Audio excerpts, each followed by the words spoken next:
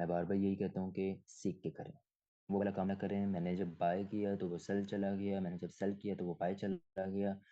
पता नहीं था कि कहाँ से बाय करना है। वो डकी वाला काम ना करें। जैसे डकी ने जो है ना अपना 4 करोड़ का लॉस कर लिया, तो यूट्यूबर है तो यूट्यूब कर।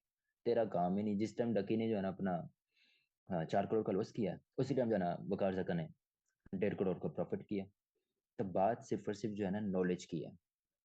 वक्त वही था, दिन भी वही था, उसका प्रॉफिट हुआ, उसको लॉस हुआ। बात यहाँ सिर्फ और सिर्फ जो है ना नॉलेज की आ जाती है और तरीके की आ जाती है।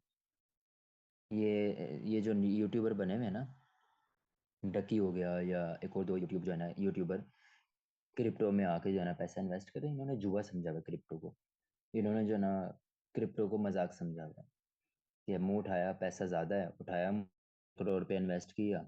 1 करोड़ इन्वेस्ट करने के बाद जाहिर सी बात है